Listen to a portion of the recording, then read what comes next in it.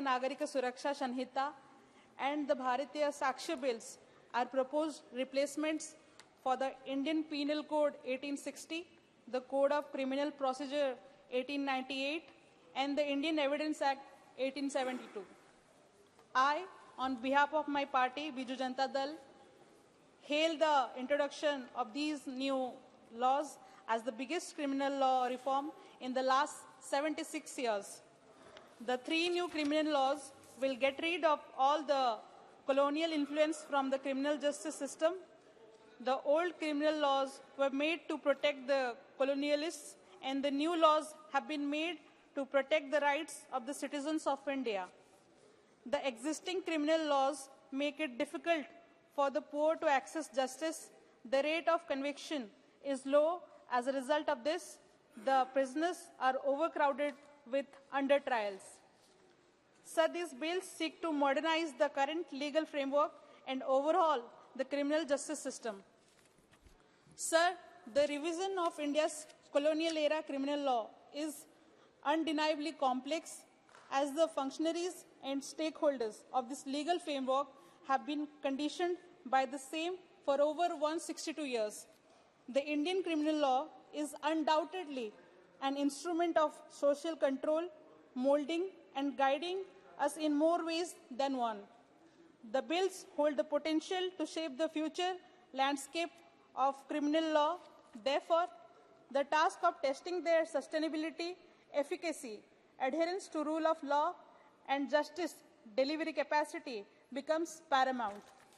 Sir, the Bharatiya Nyaya Sanhita bill defines terrorism and offences such as separatism, armed rebellion against the government, challenging the sovereignty of the country, which were earlier mentioned under different provisions of law. It repeals the offence of sedition, which was widely criticized as a colonial relic that curbed free speech and dissent. So the bill introduced community service as a form of punishment for specific crimes, which can help in reforming offenders and reducing overcrowding in prisons. This bill prescribes capital punishment as the maximum sentence for mob lynching, which has been a menace in recent years. So the bill proposes 10 years imprisonment for sexual intercourse with women on false promise of marriage, which is a common form of deception and exploitation. However, marital rape has not been criminalized despite India having tough laws to deter sexual violence against women. Sir, there also exist formidable institutional challenges. For instance, the bill proposed that every crime scene must undergo forensic investigation. But is India's forensic system ready to handle that? We don't have the proper infrastructure for it. We are in shortage of judges, prosecutors, police personnel, forensic experts, and legal aid lawyers. For a country of 135 million, there are only 21 judges per million population. There are almost 400 vacancies in the high courts, and around 35% of the posts are lying vacant in the lower judiciary.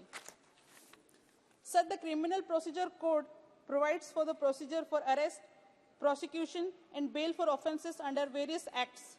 The primary objective of CRPC is to ensure fair and just criminal proceedings while protecting the rights of the accused and victims. The Bharatiya Nagarik Suraksha Sanhita bill will replace CRPC and will have 531 sections instead of 478. The BNSS bill has addressed the gap in terms of allowing the prosecutor to withdraw the prosecution of a case with the consent of the court, but with an important addition that the victim must be heard before such withdrawal. This is a significant step towards recognizing the victim as a stakeholder in the criminal trial.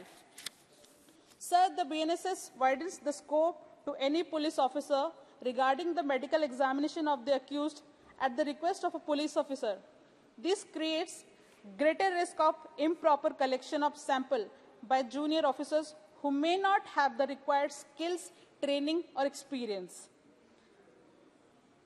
This has also an adversely affect an accused's right to a fair trial and right to privacy. There has been overall emphasis on the use of technology at every stage of the criminal legal process. Considering the risk of manipulation of evidence and possibility of misuse of police power, the mandatory inclusion of audio-video recording in search and seizure proceedings is a laudable addition proposed. But important thing to note here is that there is no clear provision mentioned under BNSS that entitles the concerned persons, including the accused, access to the audio-video recordings. This must be removed. It also misses the opportunity to introduce the requirement for audio-video recording of other crucial processes during an investigation like spot inspection. The Indian Evidence Act contains a set of rules and allied issues governing admissibility of evidence in the Indian Court of Law. The Bharatiya Sakshya Bill replacing IEA defines electronic evidence as any information generated or transmitted by any device or system that is capable of being stored or retrieved by any means. It lays down specific criteria for admissibility of electronic evidence, such as authenticity, integrity, reliability, which can prevent misuse or tampering of digital data. Sir, it introduces the presumption of innocence as a fundamental principle of the criminal justice system, which means that every person accused of an offense is presumed to be innocent until proven guilty beyond reasonable doubt. Sir, in conclusion, I would like to thank and congratulate the Honorable Home Minister and this government for bringing this transformative and progressive bill, which was the need of the hour.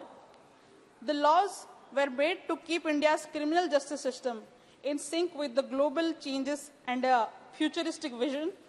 Laws are not passed to signify the knowledge of the legislators, but for the benefit of the people, and it needs to be updated time and again, depending upon relevance.